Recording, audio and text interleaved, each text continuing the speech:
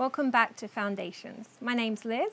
We're going to get straight into the unit, and we're going to start by reviewing the last unit that we did in the Living with Others stream of the course. This unit is in the Living with Others stream of the course. So let's see if you recognize this.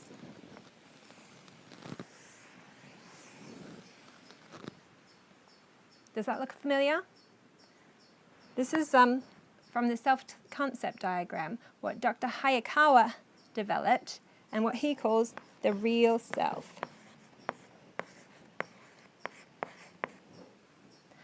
And this is what he says is our self-concept.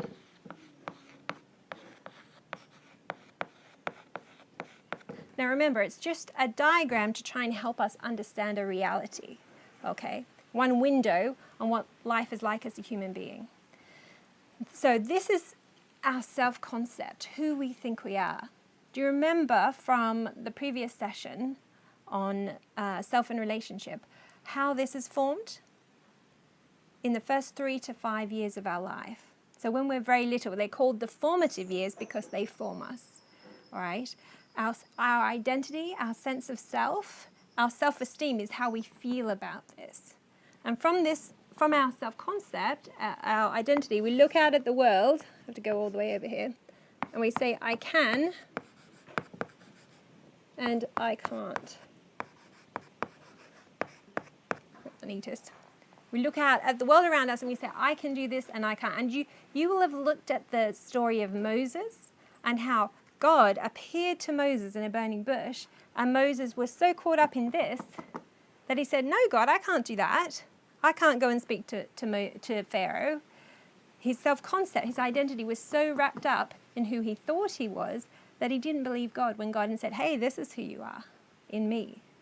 And for most of us human beings, we spend our days in this.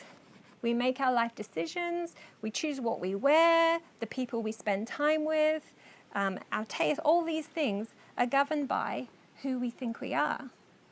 But the problem is, if you remember, that who we think we are is a small part of who we really are. So this is the reality that Dr. Hayakawa was trying to illustrate for us, is this is a small part of all of this. Now God, he sees all of us.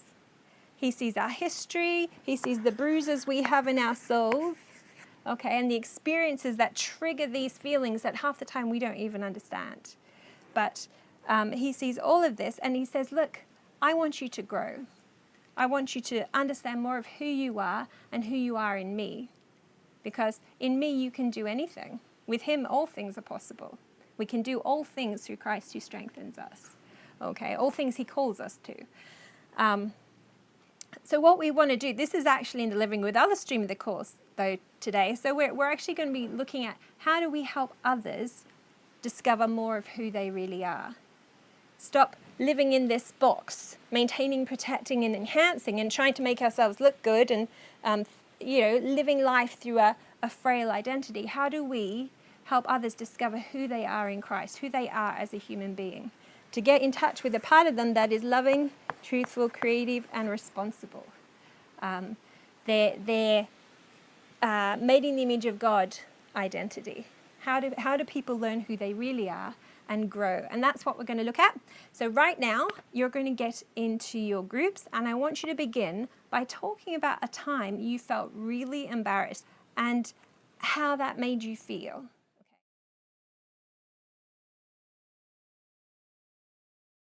I hope you came up with some interesting stories of what it's like to feel embarrassed. It's one of those very human experiences. I don't really think animals feel embarrassment. I think it's us. I think it's something that is particularly human. So, embarrassment is acute self-consciousness. And we're going to have a look at the difference between what we call self-consciousness and self-awareness. Because self-awareness is actually the key to helping people grow, to helping them understand more of who they really are, all right? Helping them to become more self-aware. When you're feeling embarrassed, all right, when you're self-conscious, you're more concerned with the pimple on your nose and how other people are seeing you than what's actually going on in your own heart and mind. You're more aware of that. That's what you're focusing on, how you're presenting yourself to others. You're acutely aware of the gap between who you think you are, who you want to be, and how you're coming across to others, and it feels inadequate. Okay? Self-consciousness on the self-concept diagram looks a bit like this. If you can imagine a bomb shelter. Okay? The walls are thick. You're maintaining, protecting, enhancing, kind of, you've gone into damage control. Okay? All right? And when you're so self-conscious, so conscious of yourself, you're not actually seeing other people around you so much. All right? I had the experience once when I was at university. I went to say something in a tutorial group, and I was very quiet back then. I went to share a comment in the group, and somebody else cut over the top of me because I have a soft voice, and nobody else heard. Then the person sitting next to me, who I didn't know that well, said, "Hey everybody, be quiet. Liz was about to say something and she never talks." Can you imagine how I felt? Do you think I felt free and open to share what I was about to contribute? No. Okay? My face went red, the full experience of embarrassment and self-consciousness. Okay? You're not in a place where you're able to think about your deep innermost world, your thoughts and your feelings when you're feeling this way. Self-awareness is the opposite.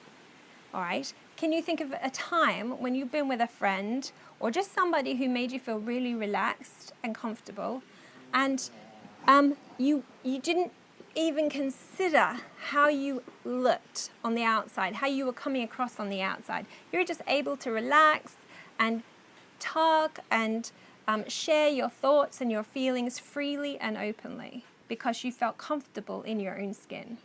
Can you think of a time like that? That's what self-awareness is. To be in that state where we're not thinking about the impression we're making, but we're actually able to be in touch with who we really are.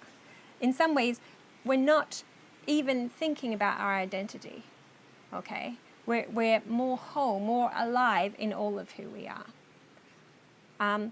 Listening helps. So self-awareness, if you think this is like paper, whereas this is a bricks and mortar bomb shelter, this is like paper thin, okay, or like glass. And when it's so thin, it actually is more able to be seen through. You're able to see through to the rest of you when you're being self-aware. Self-awareness is essential for you to grow, to be in a state of self-awareness. And listening is something that really contributes to that process and helps people discover more of this. So what I want you to do now, we're going to stop again, talk about a time when you felt deeply listened to, when you felt self-aware and heard and understood. Sadly, for a lot of us as human beings, that isn't very often, all right? But talk about, if you can think of a time when you felt really listened to and heard, who was the person who was listening to you? And how was it that they made you feel so comfortable? How was it that how did they treat you? How did they respond to you?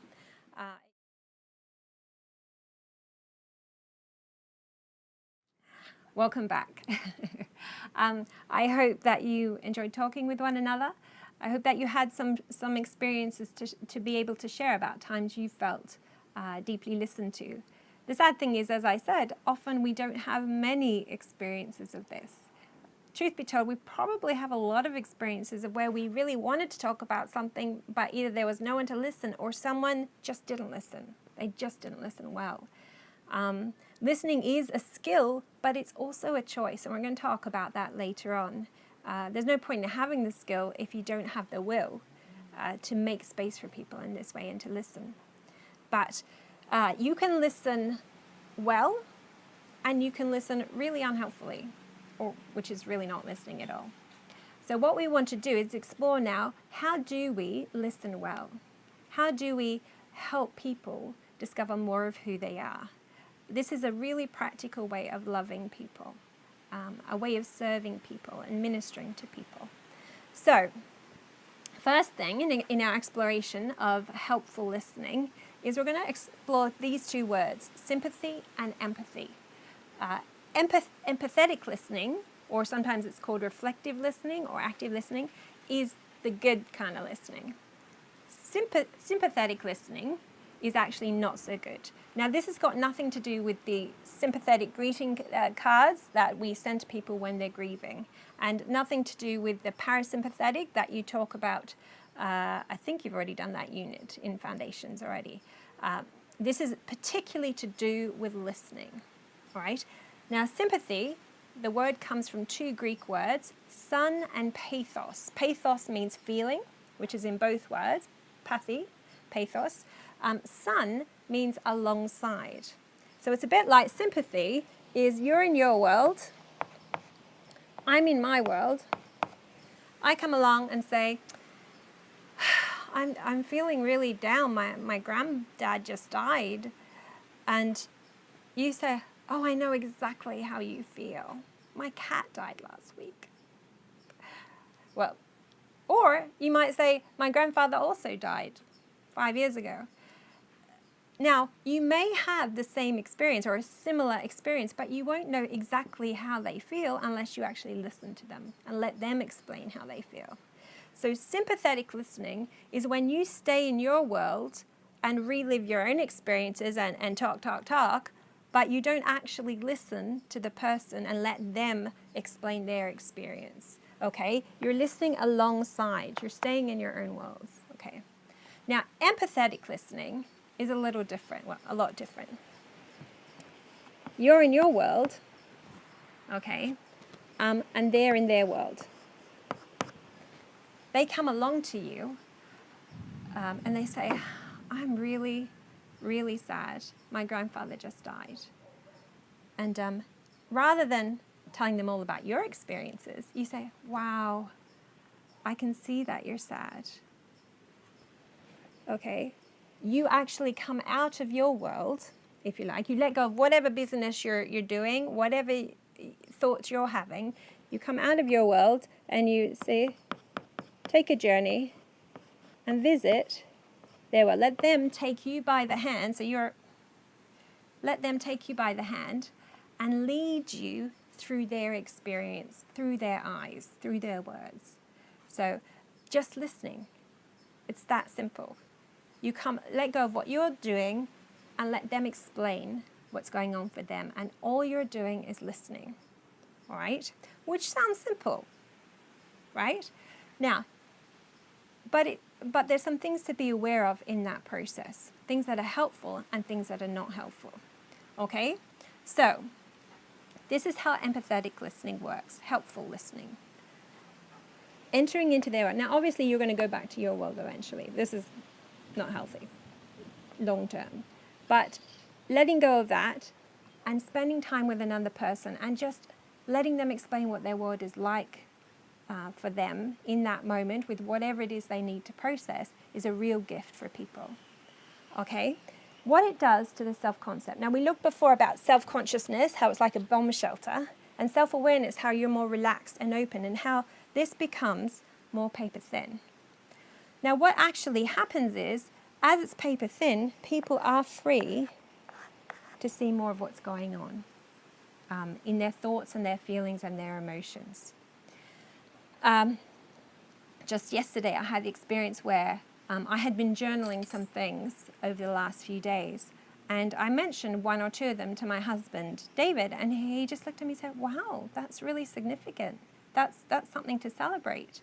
And until that point, I guess I just had it in my head and in my journal. I really hadn't seen how significant it was. And him just saying that simple phrase, reflecting back to me, wow, that sounds really, really important, was like, oh, it is. And it actually made me want to think about it more and made me want to explore it more and share more about it. So all he did was reflect back to me that, wow, that sounds like a really significant experience for you. And that's the key to empathetic listening, is just below our self-concept, if you like, below our identity, what we're aware of. This is our conscious selves. But just below is our subconscious, okay? The things that are there, but we're not focusing on, and they're just beyond the reach of our awareness. But our subconscious comes out in our blind spots. It comes out in the way we relate to people. It comes out. Other people can see it, but we often don't see it ourselves. But if you're listening to somebody empathetically, if you can act like a mirror, all right, and just reflect back to them what it is they're saying, so that they can start to see. So just say, said, wow, that was a tough day. Okay, just say someone came and said that. Reflective listening would just look at them and say, wow, that was a big sigh. That was a tough day. So just repeat the words back. But also, if you see a feeling, like even a sigh, or a smile, or a sad look, reflect that back to them as well. Be like a mirror, saying, this is what you look like, this is what you're saying. You don't have to fancy up their words. Don't change their words unless you start to sound like a parrot. Then maybe you could paraphrase them a little, but reflect back to them what they are saying in their own words. Because like my experience yesterday, I don't always hear myself. I don't always hear what's going on in my own heart, even if I write it in my journal sometimes. Sometimes we're mid-process. We haven't finished figuring it out, and sometimes we won't without the help of somebody else. For us human beings, we're a bit like mee goreng on the inside. We can be a bit like noodles, all mixed up, spaghetti all mixed up, and we need to be able to have the space to take out each noodle and line it up before we can see clearly what that is, what that's about. In the Bible, God had Adam name the animals. And that's a lovely, lovely picture, and there's lots of theological reasons for that. But I think for us as human beings, we are namers, but we need to be namers. We need to be able to name what is going on for us on the inside. But we need each other to do that, okay? The more we can be like a mirror and reflect back to people the things they say in the listening process, the more this can actually grow. So if you see this is the subconscious, if I reflect that back to you, guess what? It becomes, can you see, part of my consciousness. Okay, the things that were just below become part of my awareness as you act like a mirror and reflect them back to me. And the interesting thing is, the more we learn about who we really are, the more we also learn about who we're really not. It's interesting. As we become more self-aware, we become less unself-aware. Our illusion actually starts to shrink as well.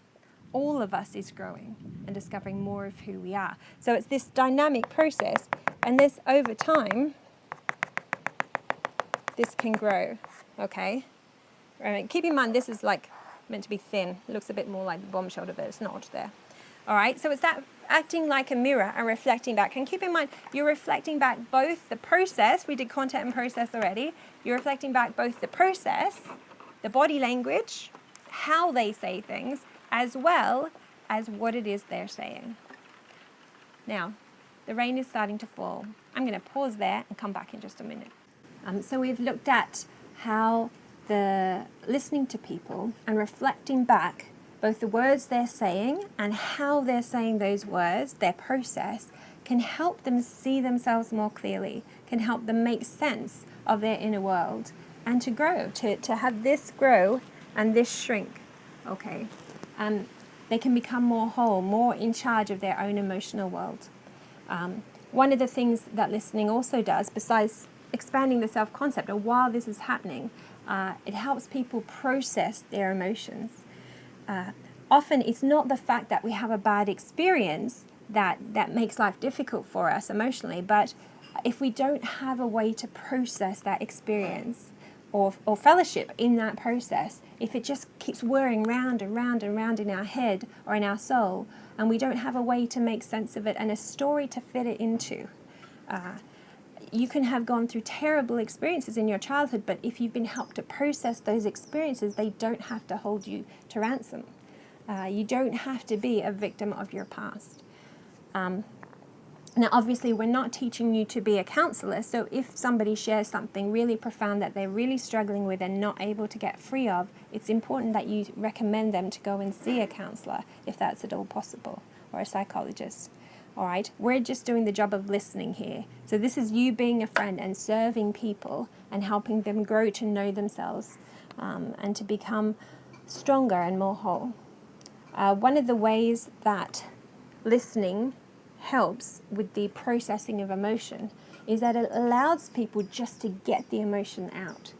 Because a lot of the time, emotion can sort of keep us trapped in this box, okay, in our bomb shelter, and it doesn't allow us the chance to process. We get stuck in our emotional world. One of the things we do here in Jamaica is work with children who've been victims of violence. And a counsellor from a psychotherapist from Canada has given us a few skills in order to be able to work with children through the way they play. So we listen to children empathetically, we enter their world, let them explain what their life is like for them, and we listen to them as they play and reflect back the process of their play to them. And they know that they're being seen and valued in that. And it's amazing how just playing those traumas out somehow breaks some chains that had been weighing heavy on their souls. One little girl, over a 3-day period, we were running a sort of a week camp of over 5 days, but over a 3-day period, she was able to process some of her very strong feelings. On the first day she came along, she'd been beaten severely by her mother a day or two before. She came along and she blew up balloons and named each one of them a family member, and she took the water pistol and she just shot the balloons with a water pistol. And you could see she was just angry. She had these strong feelings of anger, and she was just venting. Without saying a word, she was venting with the water pistol. Now, obviously, she can't in real life shoot her family, and we wouldn't encourage that at all, but she had to get her anger out to be released from it, to not act it out on her family. Then the next day she came along, she filled up the water pistol, and she shot herself in the eyes with it. And that sounds, it's quite a confronting thing to see a child doing this. And while she was doing that for a half-hour session, that's all she did. But the water was running down, and there was just this sense of grieving. You could see that the first day she was angry, the second day she was just crying. She didn't know how to release that, but she was grieved by being treated in that way. And then interestingly enough, the next 2 days when she came along, she just played like a child, happily on the mat. She dealt with those emotions, so she was able to be free of them. It's amazing how simple that can be. And all the person listening to her did was just provide that safe space by not jumping in, not giving advice, not telling her, oh, don't do that to the balloons, but just providing that space of listening and being there and being a mirror, reflecting back what she was doing. And she was able to be free of it.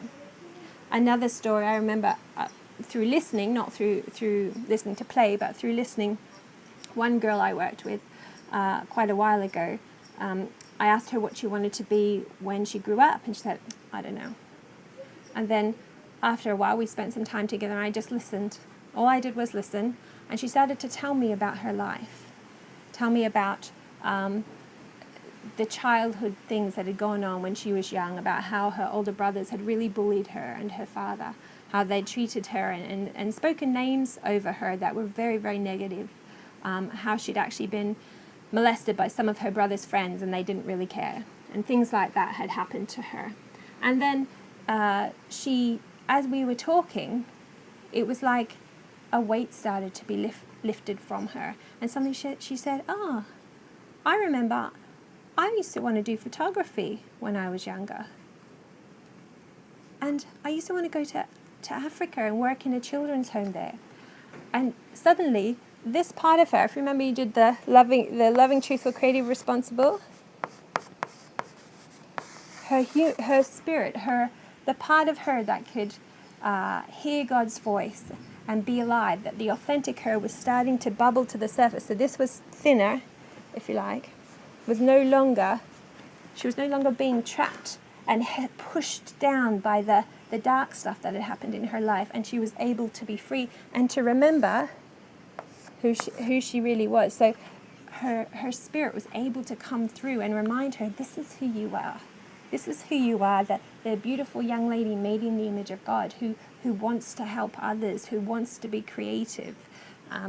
So often we're not in touch with this part of us, but if we could be, it helps release us. Okay, so listening is a process of helping people process all the things that have happened to them so that they can be free of them. All right, so I'm going to get you now to continue to look at listening in your small groups. I want you to break into your small groups and create a chart. Now, I don't have a lot of room, so I'm going to just give you a little picture of what the chart's to look like. I want you to create a chart, very simple, looks like this. On one side, things that are helpful for listening, and on the other side, things that are unhelpful. All right? First of all, I want you to think through what kinds of body language. You did content and process, right?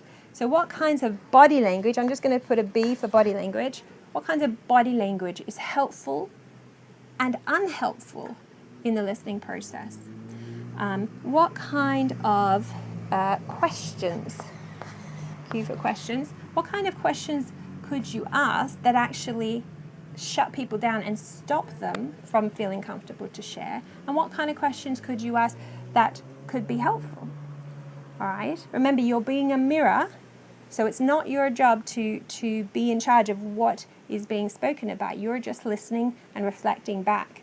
But sometimes it's appropriate to ask questions. So working out, okay, what kind of questions are helpful and what kind of questions are not helpful.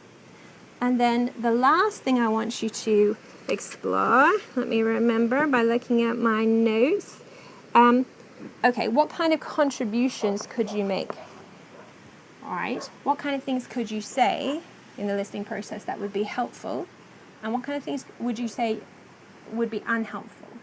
Okay, so have a discussion in your group and try and come up with these yourself, building on content and process, what we've talked about being a mirror and reflecting things back, and your own experience.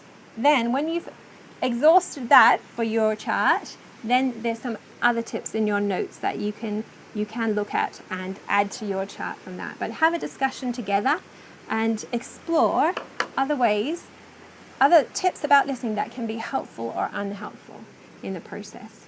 And then we'll come back together in a moment. All right, thank you.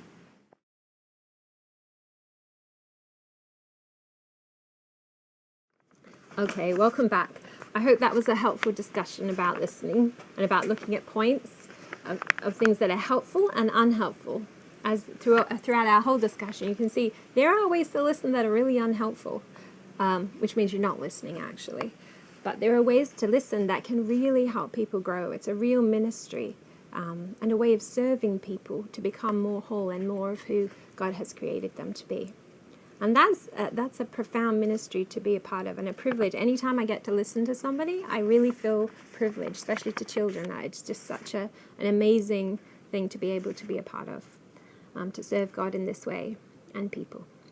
Now, to finish up, now that you've looked at all those techniques for listening and covered all this ground, one of the challenges can be is when we realize we're listening to somebody, we can be so busy thinking of all the right things we're meant to do, like having the right open body language and asking clarifying questions and saying things that are validating and affirming. We actually stop listening because we're so busy trying to listen. So what we actually need to do, now that we've covered all that material, is actually, in a way, forget it, but not completely forget it, but don't try so hard. The most important thing is for you to want to listen, to want to be with that person, to be with them in their world at that moment. You may not get everything right. It doesn't matter. If they know that you love them and that you accept them and that you're there just to make that space for them, that's really what matters. Okay? Keep in mind the reflecting back, though. That's the thing that is really helpful. Being a mirror, helping them see themselves. They don't need to see you in that moment. They need to see their own heart. And they need to see the part of their heart that is made in the image of God. All right. Now, I'm going to close with a quick story of Jesus. So it's from Luke 24, verse 13 to 24. Okay.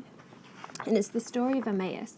And what I find interesting, well, I'll tell you in a minute. Let me read some of it. Verse 13. Now that same day, 2 of them were going to a village called Emmaus, about 7 miles from Jerusalem. They were talking with each other about everything that had happened. As they talked and discussed these things with each other, Jesus himself came up and walked along with them. But they were kept from recognizing him. He asked them, "What are you discussing together as you walk along?" And let's pause there just for a minute. Jesus asked them a question. Now remember, this is after the crucifixion. Jesus has been strung up naked in front of everybody, beaten, bruised. He's died. He was starting this kingdom movement, and so many people believed in him. These people walking along just had the hopes of their whole life dashed.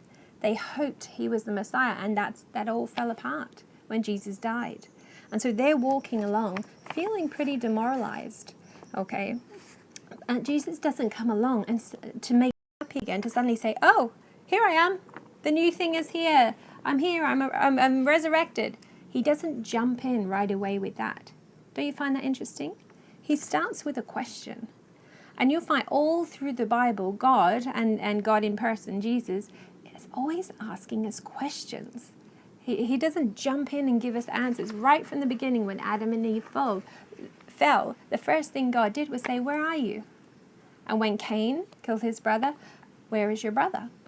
In the same time, when Mary is wandering around near the tomb, lost, the angels say to her, "Why are you weeping?" And Jesus says to her, "Why are you weeping, Mary?" So God is always asking us questions because he wants us to process our grief. He knows that we human beings, we need to process what's going on the inside, to get out all the tangle of our thoughts and emotions and lay them straight in front of us to be able to be released from them. So he asked them this question: "What were you discussing as you walk along?" As if he didn't know already, right? And they stood still, their faces downcast, verse 17. So obviously, their process is pretty depressed. It's obvious, okay? One of them, named Cleopas, asked him, "Are you the only one visiting Jerusalem who does not know the things that have happened there in these days?" Are you the only one that has no clue what's going on? He says to Jesus, who is the only one who does know what is going on. Interestingly enough.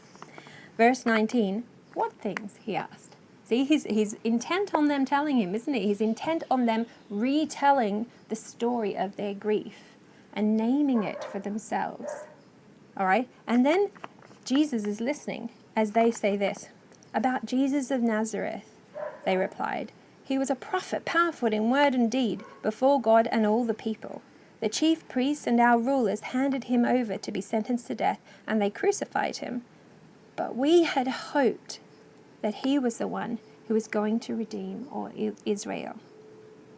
And what is more, it is the 3rd day since this took place. In addition, some of our women amazed us. They went to the tomb early this morning, but didn't find his body. They came and told us that they had seen a vision of angels who had said he was alive. Then some of the companions went to the tomb and found it, just as the women had said, but they did not see Jesus." And then Jesus says to them, "How foolish you are, and how slow to believe all the prophets have spoken. Did not the Messiah have to suffer these things and then enter his glory?" And beginning with Moses and all the prophets, he explained to them what was said in all the scriptures concerning himself. So you see, Jesus didn't jump right in and give them all the answers. He let them get out the story of what had happened first, all their trauma. And this line where it says, but we had hoped that he was the one who was going to redeem all Israel. In the book of Proverbs, it says, hope deferred makes the heart sick. When your hopes, think of a time you've hoped for something and then that's been dashed. It makes your heart sick. it makes you get in a tangle in your emotions, and it's difficult to get that out. Okay, we all need the opportunity to talk it out with somebody, all right, to get our emotions out so that we can see clearly and hear clearly God's voice. Okay, they had the wrong picture, these guys. They had the wrong story about what God was doing. But also, like Moses, we have the wrong picture in our self-concept. I'm just going to draw it. Just going to draw it here. In our self-concept, our story is too small. Like their story was too small. The story of who we are is too small. All human beings have this problem. Okay, we're trapped in an identity that was formed in the first 3 to 5 years of our life. Like that's too small. That's limited. It's a problem. We need to be able to grow, to expand. Okay, so helping others do that is something that God has actually given us the ability to do simply through listening, just as He listened to us. Okay, so you're going to get a chance to practice this in Foundations before the end of the course pretty soon. I think I'm not sure if it's today for you or if it's in a future week, but you're going to get to practice this. But I even encourage you, as you go into your week, for the rest of the week, look around you and see, who can you listen to? Pray about it. Who is God bringing into your path? Okay, don't get all hung up on the techniques and things like that. Keep them in the back of your mind, but keep the person you're listening to in the front of your mind, the front of your attention, and just listen. Just listen. Okay, thank you.